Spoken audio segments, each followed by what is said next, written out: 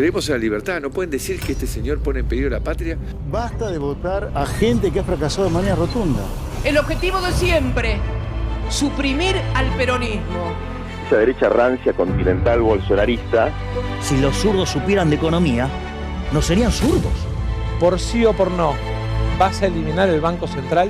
Y me da pena que venga un jubilado a sacar esas monedas para pagarte el churrasco. No hay plata. Eres un error en la historia de Argentina, Milei. Eres un error. El Papa es el representante del maligno en la tierra. Quiero manifestar mi total y absoluto repudio por los actos terroristas de Hamás en el territorio de Israel. ¡Basta de la mentira progresista! Las mujeres no somos víctimas. La violencia no tiene género. ¡Viva la libertad, carajo!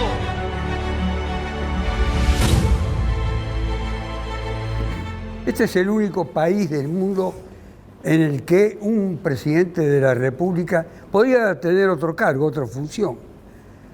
Se encarga de reputear constantemente a todos los que no están de acuerdo con él. Y no encuentra nadie que lo replique. Es decir, han pasado 6 meses desde que asumió el poder y no tiene un solo contrincante.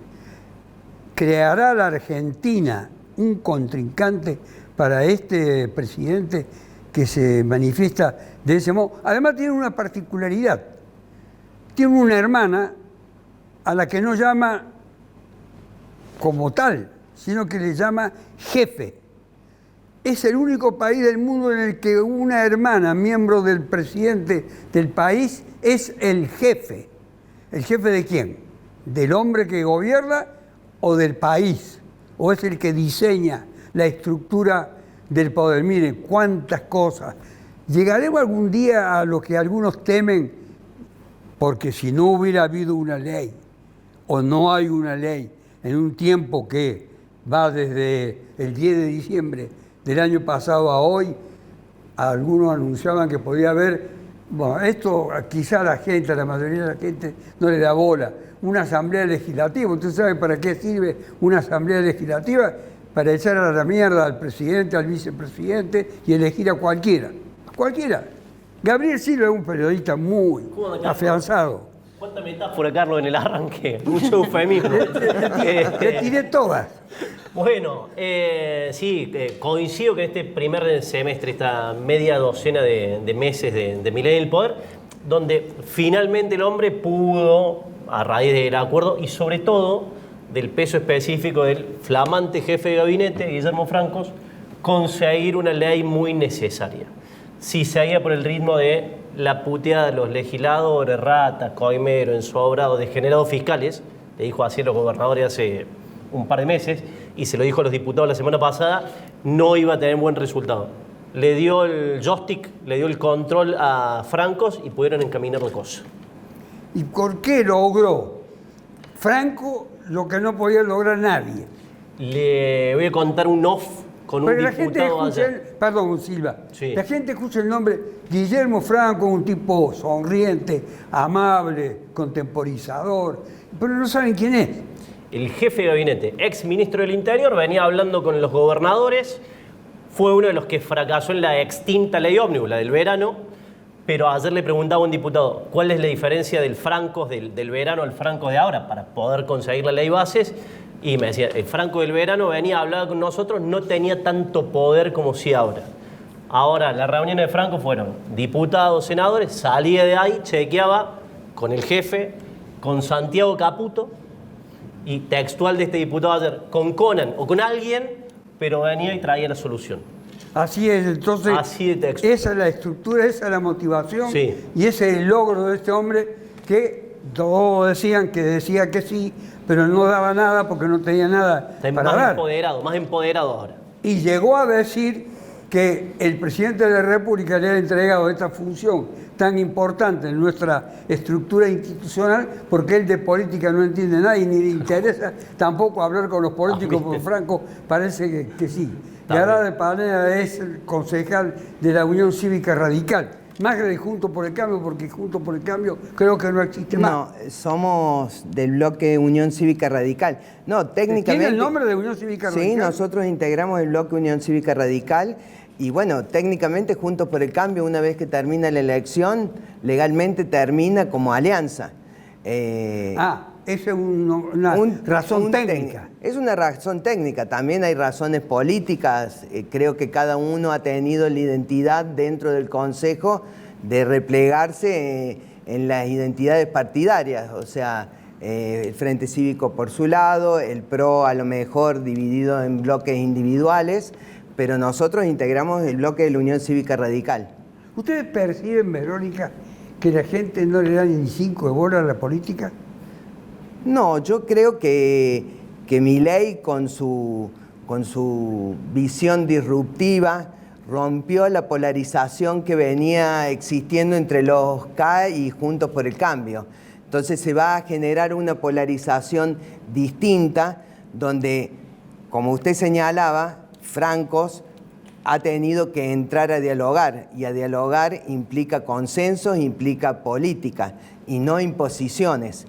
Entonces me parece que no está tan desvinculado el tema de la política. Justamente hoy el Papa le señalaba a Milei esta tarde que tenía que volver a los conceptos de la política y no tanto a los conceptos de la economía para gobernar. Y me pareció un buen mensaje equilibrar los tantos. Pero que el presidente de la República no se llama como tal presidente, él prefiere considerarse y anunciarse como economista.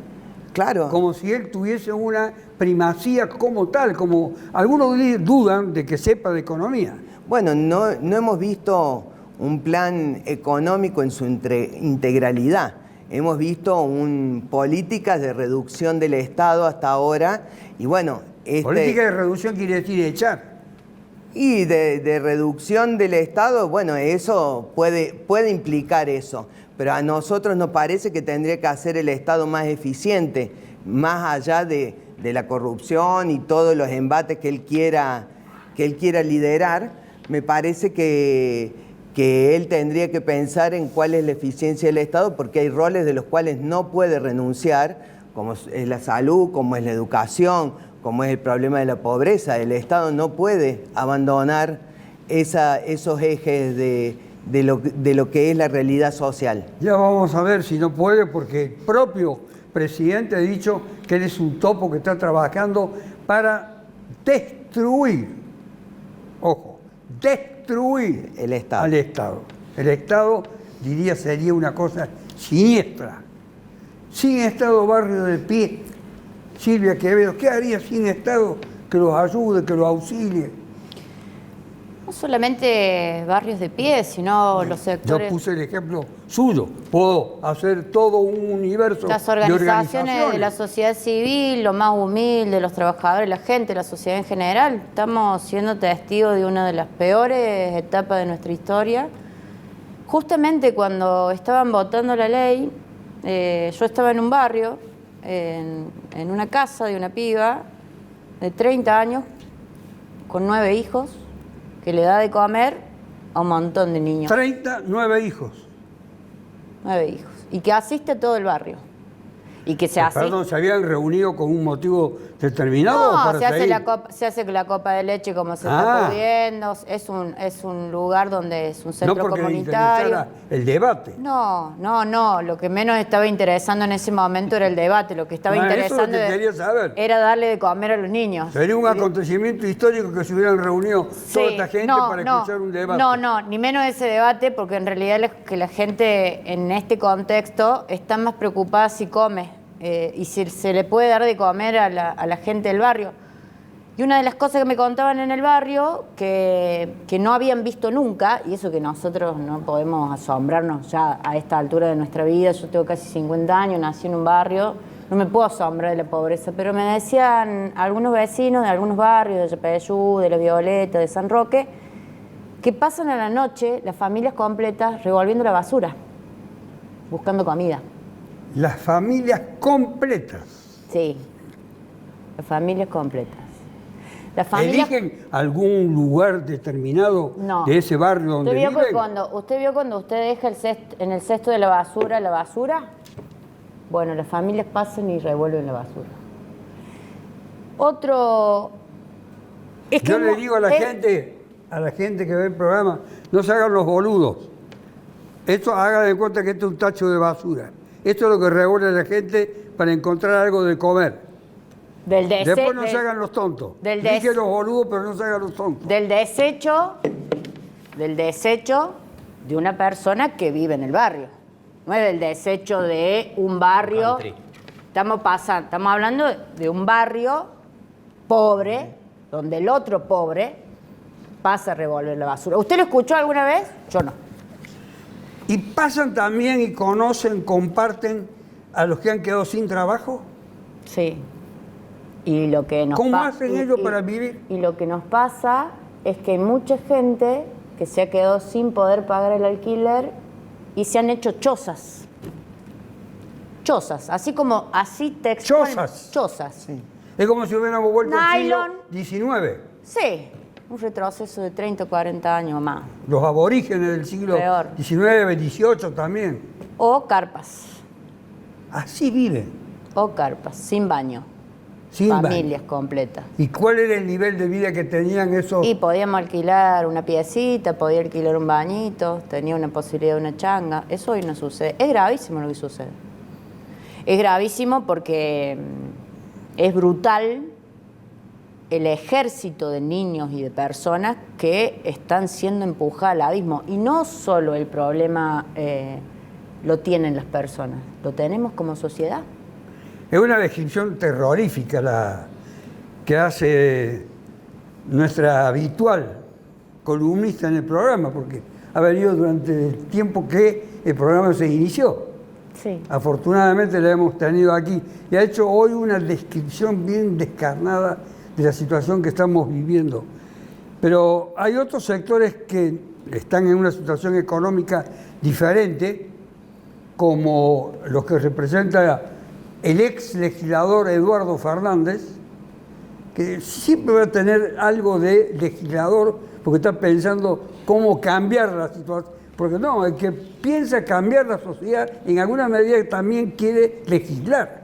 Los periodistas como Silva legislan. Cada vez que escriben, legislan, dejan notas para que los demás, ojo, los demás que no leen lo que deben leer, porque no están bien informados. ¿Cuál es la situación de usted, Eduardo Fernández, hoy? La micro y la pequeña y mediana empresa en nuestro país vive... Ese es el mundo. Pequeña y mediana empresa. Lo hemos visto recién, hace unas horas, unos días, en las manifestaciones por el cambio de la situación y la no aprobación de la ley de base. En realidad, nosotros vivimos del mercado interno. Esto que contaba Silvia, que sucede, y que uno ve en los grandes números, por eso digo, leer, basta ver cómo se viene comportando el poder adquisitivo del salario, el de la jubilación, el de los profesionales. Yo los agrego siempre, los profesionales, porque es un sector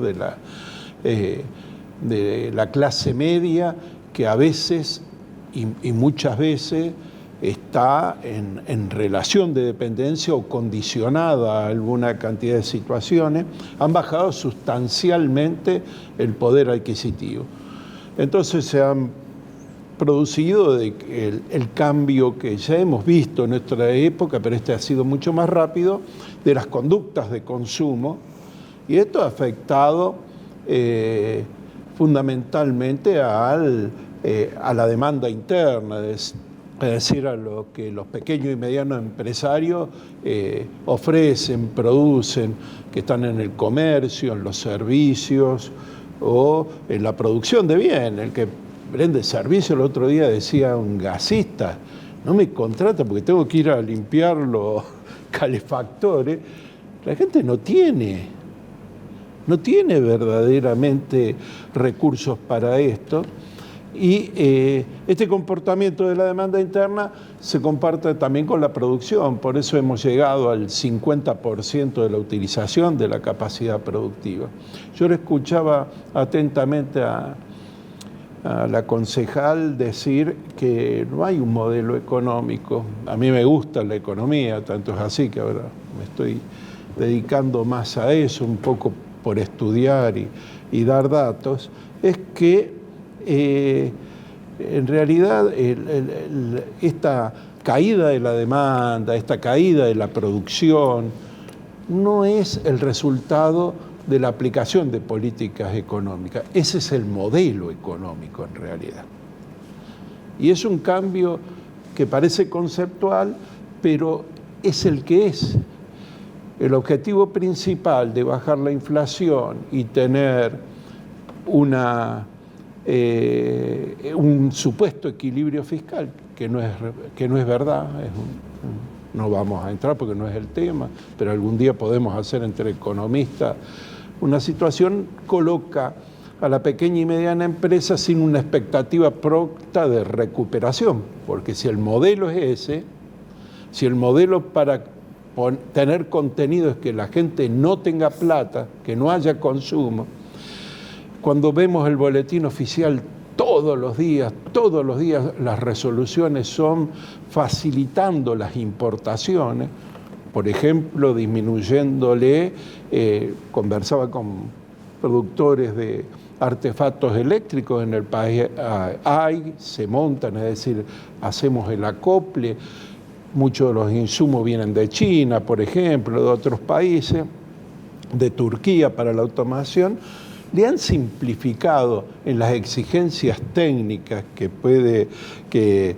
tenían que requerir. Ayer sale una simplificando, por ejemplo, lo de los lentes, es decir, que no hace falta el permiso de que sean los armazones de lentes, tengan las condiciones y que sean las entidades oficiales las que determinen si son buenos para el uso. Así que en esa situación la pequeña y mediana empresa se encuentra muy ligada a lo que suceda en el país.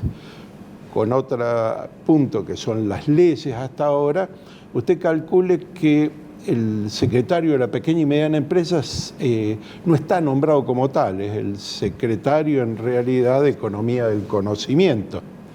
Se la achicó a una subsecretaría y el nivel de ejecución de todo lo que había previsto en el año 2023 para este año, de todos los programas, en realidad ha ejecutado casi el 18%, es decir, no ha ejecutado nada. Entonces, si hay un gobierno donde había planes, donde había fondos, por ejemplo, para subsidiar las tasas de interés, dice que lo va a resolver el mercado. Entonces, en el caso de las pymes, para asistir, por ejemplo, al pago del medio aguinaldo, nosotros embromamos, pero no hubo ninguna línea oficial. Eduardo, hubo una sobre dinero. Con todo el diagnóstico que hicimos en general desde el arranque de Carlos, ¿por qué perdieron contra esto? Yo creo que el problema es que quizás también, Carlos recién lo dijo, no estuvo expuesto con claridad a los modelos y cuando tuviste los modelos a ofrecer a la sociedad, entonces el descreimiento sobre los sectores políticos, aún los sectores que han sostenido proyectos nacionales y populares como el radicalismo, el peronismo, no alcanzaron a cubrir la expectativa de la gente. Nosotros en el gobierno anterior, donde no me voy a hacer el distraído, yo no voy a defender cosas que no se pueden defender. Por supuesto que aumentó el nivel de empleo. La desocupación es la más baja, cuando entregamos el gobierno, es la más baja en los últimos 30 años.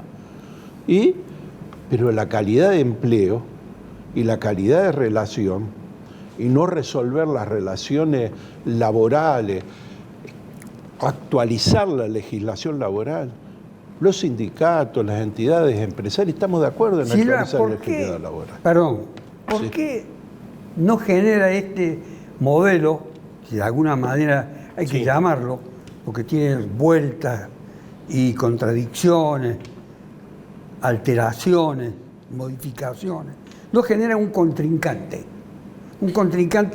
políticamente sólido, capaz de enfrentar? Porque no es el momento. Porque hoy la encuesta mata oposición y porque no hay nadie que se pueda parar dentro de un arco opositor completamente atomizado. No hay un cacique o una referente, no hay nadie. En frente a Milei hoy no hay nadie. Esa atomización impide que haya una alternativa. Sí. Sí, y porque el que lo traemos bien local, Carlos. Yarlora intentó algo en el verano, ¿le duró cuánto? Un mes. Y un poquito menos también, un mes. Y tuvo que replegar la bandera, dialoguista, y fue al espacio del dialoguismo. Kicillof queda circunscripto al terreno bonaerense, a la provincia de Buenos Aires.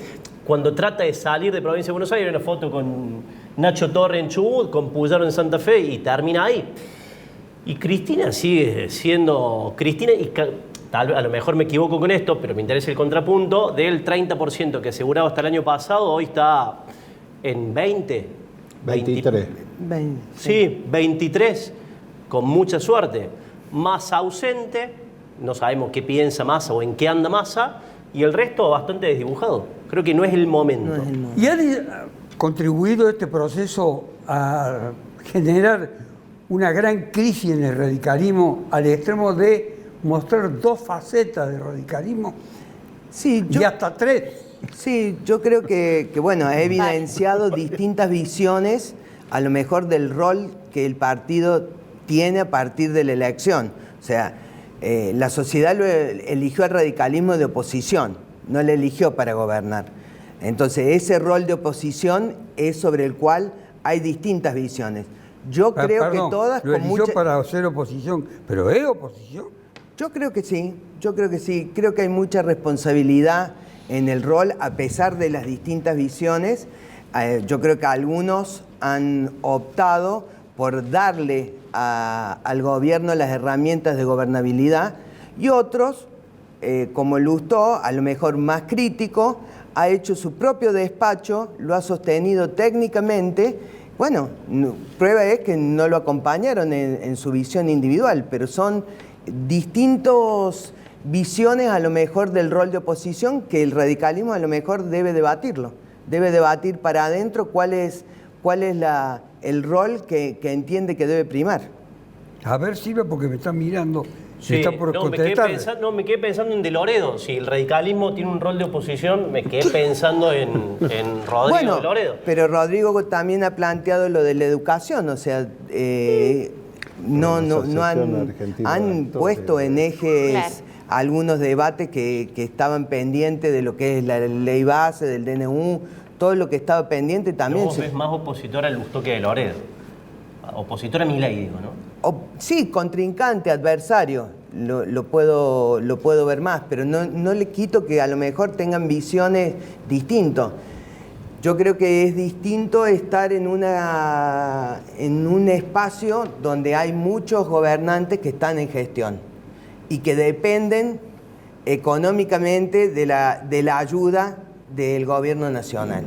Entonces, muchas veces esos consensos perfilan un tipo de oposición distinto.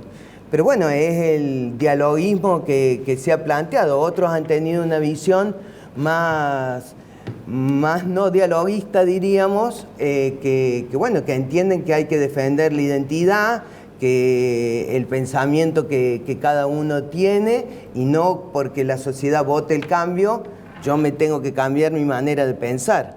O sea, ese es, me parece, el debate. ¿Cuál es el rol después que la sociedad votó un cambio? Para Silva, ¿es indispensable que haya diálogo? Sí, mientras eso no se transforme en un toma y daca, ¿no? Tenemos una senadora que pegó una embajada en la UNESCO. Eso es escandaloso. Sí. Crexel le aseguró $20.000 por mes. Eso es escandaloso. 4 años, va a abrir la ventana, va a tener la Torre Eiffel, va a desayunar con una croissant y así acompañó la ley base.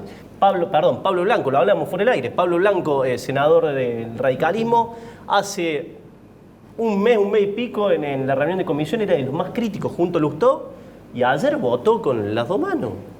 Ayer, sí. En las últimas horas. Así es no sé cómo llamarlo, el modelo de político al que aspira la oposición en Argentina. Bueno, van a tener que hacer un gran curso.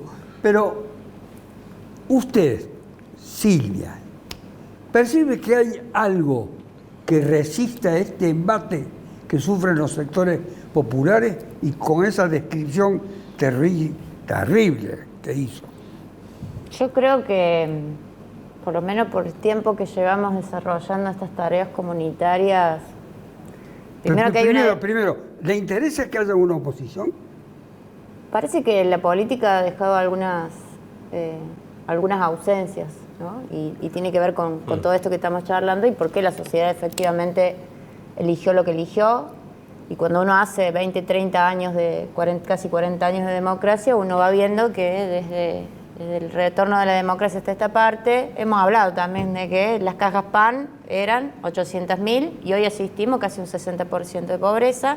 Entonces hay que hacer un análisis más específico de por qué cada gobierno que ha sucedido en nuestro país ha dejado estos bolsones de pobreza. Efectivamente, entonces tenemos que hacer una autocrítica de que las políticas públicas no han sido integrales, no han sido inclusivas, se han desarrollado las organizaciones criminales, hoy aún más, porque de alguna manera se habilita la destrucción de las organizaciones sociales con esta demonización. Si objetivamente había situaciones con las organizaciones sociales, había que investigar, había que buscar, había que llevar a cada uno a la justicia y eso está todo bien claro. Ahora, el rol que tienen estas organizaciones de la sociedad civil en los territorios, en las comunidades, es clave, porque todos somos testigos del tremendo destrucción del tejido social, de qué situación se encuentran las infancias y cuál es la tarea a desarrollar. Que la política, que la sociedad, que las instituciones debemos trabajar en conjunto. No estamos hablando de que en los años 90 la primera camada de personas que ocupaba estos territorios más vulnerables, los barrios populares, eran personas que recién se habían quedado sin trabajo, sin la posibilidad de acceder a un trabajo formal. Hoy estamos siendo testigos que hay 3 o 4 generaciones de personas que no accedieron al trabajo, que tienen dificultades en acceder a la educación y que, sí, bueno, van a la escuela, pero tienen dificultades en poder aprender, tienen problemas cognitivos. Estamos siendo testigos de que están naciendo niños y niñas con crisis de abstinencia porque sus mamás o sus papás son consumidores. Estamos a la antesala. Es el desarrollo de las organizaciones criminales que circundan en estos universos de marginados, de pobres, y al no estar, y al no poder desarrollar nuestra tarea comunitaria, que también genera espacios de participación, de contención, de tareas, de trabajo, de abrazo, de esperanza, lo más cercano que hay a un espacio de laburo rápido son las organizaciones vinculadas al crimen.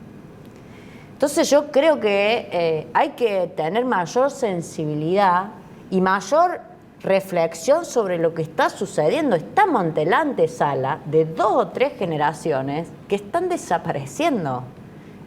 Hablamos de desaparecidos, hablamos de democracia, hablamos de personas que tienen una crueldad sobre la destrucción de todo tipo de programas que existían y que funcionaban como la construcción y el desarrollo de los barrios populares. Hay gente que no tenía agua potable. Fernández, cuando se hizo el diseño final, de acuerdo al resultado electoral, la distribución de las bancas, etcétera, el número, se confiaba en que la oposición que iba a hacer lo que se llama el kirchnerismo, usted no tiene nada que ver con el kirchnerismo, pero formó parte de un frente que lo integraba. Así, no lo puedo llamar, para no confundir a la gente, kirchnerista, en ese sentido. Se pensaba, no van a poder superar los números adecuados para imponer tal o cual norma. No le van a alcanzar los números para tal o cual disposición legal. Van a tener que contar con los tantos votos en el Parlamento, ¿no? En diputados y particularmente en el Senado, de lo que era lo que usted llama el Frente Popular. Le voy a preguntar cuando reanude, porque ahora me voy al corte, si ese sector permanece homogéneo en su afán de resistencia, de no dar ningún tipo de salida ni de acuerdo de ninguna índole, o a los que ganaron las elecciones no les interesa. Ya volvemos, hacemos el corte y volvemos. De economía, no serían zurdos. Por sí o por no.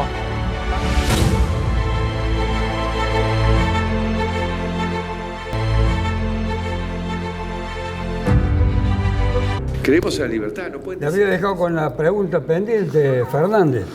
Una pregunta para un congreso, pero bueno. Carlos, pero ¿esto mira, es televisión? Pero hagamos al revés, preguntemos por qué nos volcamos a la política, a los que nos gusta. No, ¿por qué no? Porque a usted, a muchos de los que estamos acá, nos gustó la política, una cuestión que se trata de desprestigiar todos los días, ¿no? Todos los días, desde algunos comunicadores a estos outsiders que en realidad ahora recurren a lo peor de lo que denominaron la casta y con una operación, como recién decía Gabriel, peor. Yo te voy a agregar, hoy en el boletín oficial, vos viste que el gobierno le dejó a la secretaria, el jefe, la posibilidad de asignar un montón de funciones que había. Antes lo que quedaba en aduana, por ejemplo, era el Ministerio de Desarrollo Social, por ejemplo, ropa, cuestiones que era. Hoy, ¿a quién se la dieron? Dos grandes partidas de aduana que estaban, una a San Juan y otra a Tucumán. Cuando vas a ver a los otros senadores, en algunos entes binacionales hay más de 500, 600 cargos que no están llenos y que se usaron moneda de cambio. Entonces, cuando uno entra a la política, o es para ocupar un lugar o para tratar de transformar esta realidad, la que discutía, para no repetir lo que dijo Silvia. Entonces, yo entré y creo en la política para eso. Entonces, la composición parlamentaria, que es el resultado de la votación, y la expectativa de una parte importante, pero tiene que ver, porque si no lo tomás en base a qué vas a defender ahí, es un porcentaje del 44% del electorado, pero si vos lo medís entre los que no fueron, es la mitad o más de la mitad que confía que puede haber un modelo y que la política, profundizando, corrigiendo los errores, es la metodología, no la no política. Cuando ingresa condicionado por un proceso electoral y lo que decía la concejal, muchos de los gobernadores presionaron, Salta nomás, o los tucumanos sacaron sus diputados, entonces una parte de sus diputados, no voy a ser injusto con mis amigos ahí, entonces es un problema tal. Y la otra parte, la política que la puso contra la pared, entonces vos no podés decir nosotros, pero recién le preguntabas al radicalismo, le pasa a la coalición cívica, a algunos del PRO también, los pusieron contra la pared por la discusión que empezó a dar la sociedad de que no resolvés este problema. Ahora, el bloque de Unión por la Patria se ha mantenido firme y es oposición, pero no por no dejar hacer, sino por no profundizar lo que está haciendo. Porque las leyes, lo que ha mandado hasta ahora, es para profundizar lo que está haciendo. Lo está haciendo sin ley. Vos calculás, la primera ley ómnibus tenía 600 y pico de artículos. Entonces se ve obligado a hacer más oposición. Oposición, pero ofreciendo una alternativa. Me parece que la resistencia a este modelo va a encontrar un límite y ojalá lo encuentre pronto. Porque a partir de no dejar de resistir, pero a su vez pasar a una ofensiva de proponerle a la sociedad de que ir con la política, con el Estado, con un Estado mejor, más democrático y que se ocupe de sus problemas, se solucionen los asuntos y no con a un tipo que desvaría, que dice que quiere destruir el Estado, lo dijiste vos al inicio, pero no dijo solamente eso, nuestra moneda, dijo que es excremento, entonces vos qué podés pensar para esto, que quiere tener el poder para dárselo a estos sectores monopólicos que en el mundo es un problema y que acá en Argentina le quiere dar todo el poder. Más si evadiste, sos un héroe. Entonces, ¿qué le está diciendo al empresariado nacional? Dijo eso este hombre, pero lo peor es que está en las leyes que está aprobando. Y entonces ahí es la firmeza que tiene que haber de una oposición. No es una oposición a Milei, es una oposición a una forma de hacer política. Silva, sí. Esta admiración o adhesión, podemos llamarla, de distintos modos, de vastos sectores de los que muchos en Córdoba, 70 y pico, votaron a Milei y se mantiene aparentemente con cierta falta de modificación. ¿A qué obedece? Si no le ha traído a esos sectores, digo yo, beneficios. Obedece el cordobesismo. Creo que estamos en una provincia regida. Se ríe. Eduardo Fernández se ríe. Obedece el cordobesismo. Yo fui el primero que lo dije. Él que es viejo lo sabe. Creo que también se rige en base a eso. Tengo colegas con los que discuto, compañeros de trabajo con los que discuto a diario algunas cuestiones que tienen que ver con esta gestión a nivel nacional, con algunas disidencias, con algunas concordancias, con algunas coincidencias. Si me permitís, quiero volver un poquito para atrás. Y me consta el laburo de Silvia como referente social de Barrios de Pie y demás, sobre lo que ha pasado en los últimos, 20 días. Hay tranquilidad en Córdoba. No nos vamos a encontrar con una sorpresa de comedores ilegales, merenderos ilegales. ¿Hay tranquilidad o cómo le ves?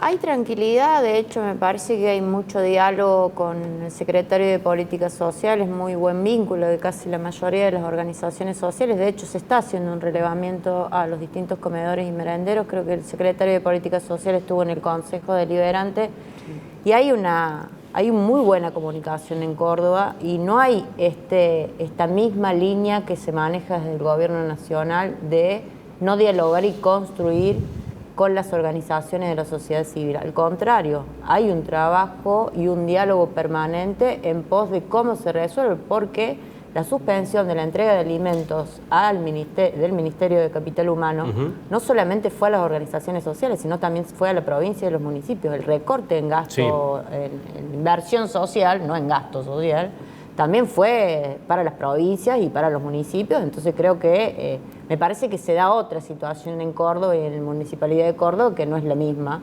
Y me parece que en eso, me parece que está bien controlar, está bien relevar.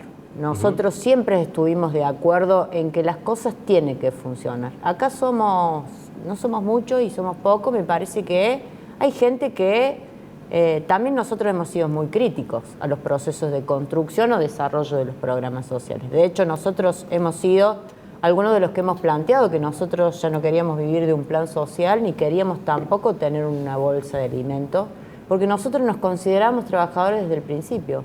Y hubo una transgiversación por parte de algunas organizaciones con las cuales debatimos de manera permanente la utilización y el manejo inclusive de esos recursos, porque nosotros trabajábamos en leyes, propusimos más de 5 leyes al Congreso y se llevaron adelante las leyes, como por ejemplo la ley que se convirtió en los fondos para el mejoramiento de los barrios populares, en la ley de salud para el consumo problemático, en la ley del salario social complementario que se convirtió en potenciar trabajo. El potenciar trabajo efectivamente era un salario social complementario para personas que tenían que trabajar en unidades de gestión, en cooperativas, microemprendimientos, que permitiera que una parte de la sociedad que se había quedado sin la posibilidad de acceder a un trabajo formal, empezáramos a trabajar, porque esta parte de la sociedad, dentro del mundo en el que vivimos, este mundo tecnologizado y de avance tecnológico, no vamos a poder acceder a un trabajo. Nos hemos inventado un trabajo y el Estado debe trabajar para fortalecer esos espacios que se generan en los espacios comunitarios. Y de hecho ha funcionado. Hemos demostrado que eso funciona. Las comercializaciones, los espacios de agricultura familiar, los espacios agroecológicos. Si escuchara a Milei, a Silvia se horrorizaría con la exaltación del Estado que acaba. ¿Sabe que? Doy fe que es cierto, ¿no, Carlos? Es cierto. Han trabajado, hay sectores sociales importantísimos que han trabajado. Hoy se difundía una fotografía en la que se lo ve hablando, al parecer pacíficamente, presumo yo, Vigo, senadora, con el senador Juez, que no tiene nada que ver con el radicalismo, creo que no tiene nada que ver, nada más que con él. Bueno, pero eso es un problema aparte, que es de la psiquiatría, de la psicología y de la sociología, no de la política. Pero lo dejamos de lado.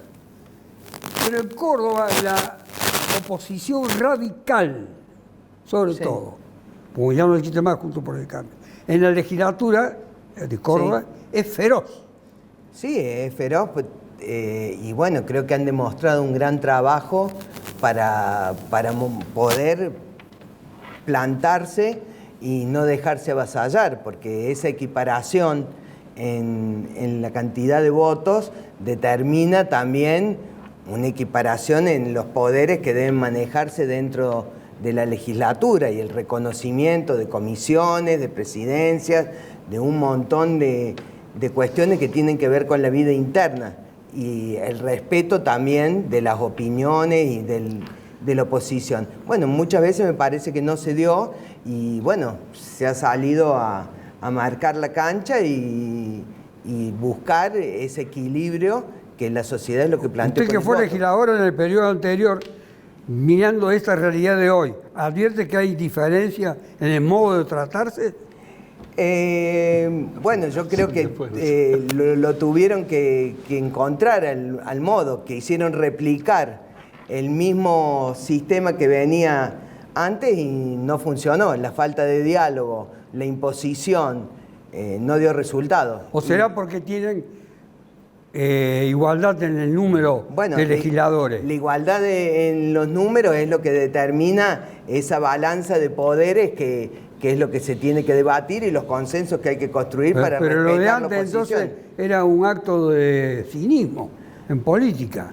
No, se imponía en la mayoría y bueno, muchas veces se planteó que era una escribanía porque la oposición tenía un rol muy acotado de lo que podía realizar y no se le daba el espacio ni la escucha para poder incluso hasta colaborar con algunos proyectos que a lo mejor uno no puede acompañar, pero sí sugerir algunas cosas para mejorarlos. En el mundo del periodismo, Silva, sí. Usted que lo maneja bien. Pues tratamos. No, usted lo maneja muy bien, muy idóneo, muy competente, muy calificado y tiene un criterio bien definido. Gracias.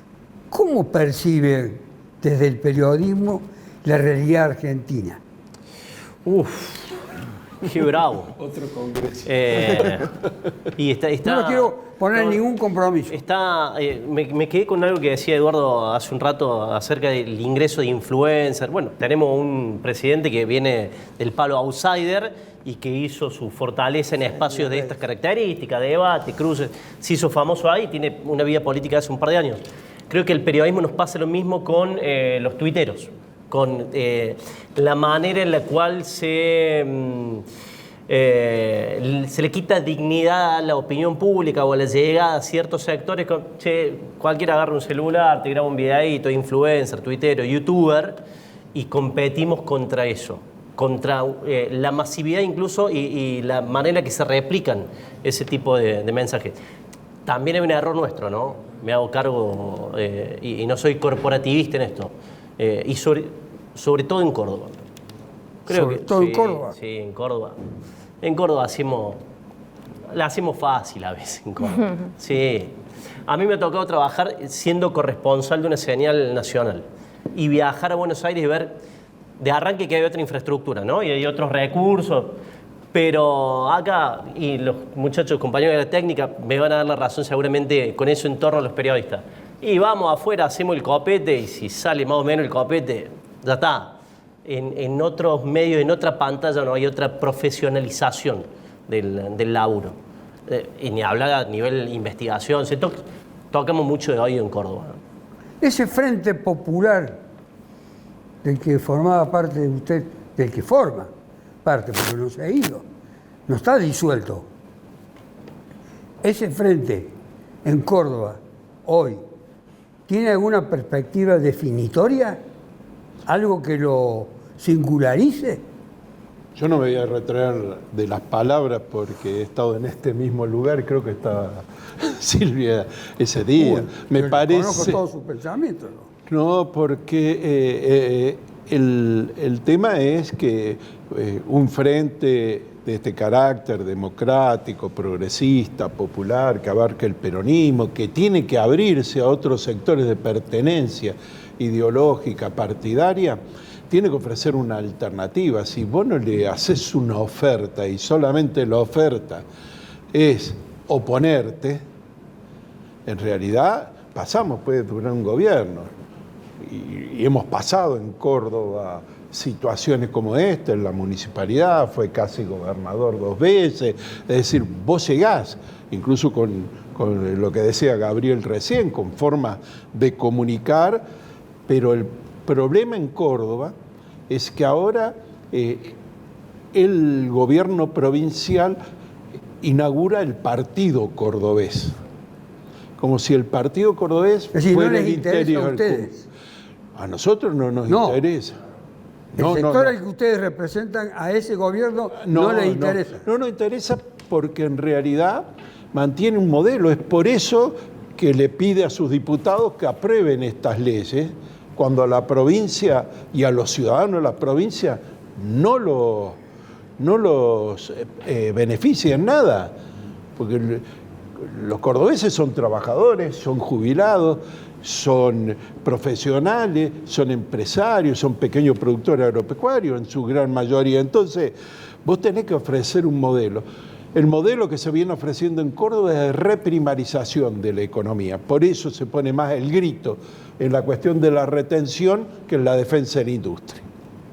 Aunque de palabra digan otras. Vos agarrás la cifra de la composición del Producto Bruto Geográfico y es esto. Tenés una legislatura y tenemos que hablar, no puede haber una fuerza progresista sin que proponga una reforma constitucional, porque la legislatura, como está diseñada, como fue diseñada pura para disminuir el costo de la política, porque ese era el argumento, tiene una representación incompleta. No es solamente de los partidos, las regiones. Usted tiene una prédica y una lucha referida a la defensa de los SRT. ¿Qué lo mueve en ese sentido? ¿Porque lo ve en peligro? Primero, soy egresado de la Universidad de Córdoba. Lo siento parte de una estructura y de una necesidad de la universidad. Eso no significa, yo defiendo la democracia, no significa que los SRT estén bien. Seguramente hay que reestructurarlo y hay que darle un nuevo sentido y profundización. Pero ha sido un defensor de la democracia y no es la primera vez. Acuérdense, cuando se quiso privatizar en otra época, directamente privatizar, se ocupaba la sede de los SRT, si busca los archivos me va a encontrar ahí, soy consecuente en eso. Y hay muchos profesionales, egresados, que queremos una voz distinta. Esa voz distinta no solamente es la de dar lugar a los distintos, sino de profundizar los mensajes, de hacerlos atractivos, de que cumpla el rol de la prensa. Pero la universidad no lo puede poner como un gasto más.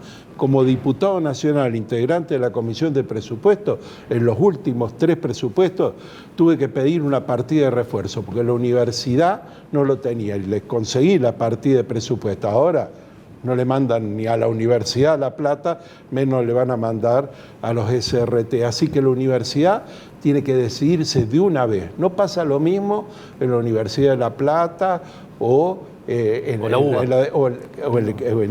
donde hay organismos oficiales, por ejemplo, en Paraná. ¿Qué hay que hacer finalmente para defender a los SRT? Una palabra a cada uno. ¿Qué hay que hacer? Me parece, bueno, es un compromiso de cada uno como dirigente, reclamar a nivel nacional la no afectación de esta fuente de trabajo tan importante y como decía Fernández, es muy importante poder tener una pluralidad de voces. Eso tiene que ver mucho con la democracia. ¿Para Silvia? Empatizar con los colegas que están atravesando esta situación brava, complicada, pero pensar también en la eficientización del multimedia. Ahí está una de las claves. Sí. Ahí está el apoyo a esa clave, que coincide los 3. No, y para Silvia, es... nos vamos, Silvia, con usted. Y también es probable que una fuente de laburo de trabajadores y lo que nos sucede de manera permanente es que a veces hay voces que en algunos medios hegemónicos para nosotros están cerradas, ¿no? Entonces, este medio ha sido para con nosotros, con una empatía, con una amabilidad de siempre estar a disposición de lo que los sectores populares hemos necesitado. Nuestra apuesta siempre es por la pluralidad y lo que dijo Silva al final, la eficiencia. Hay que conseguir ambas cosas. Hasta la próxima. No hay plata. Eres un error en la historia de Argentina, Milei. Eres un error. El Papa es...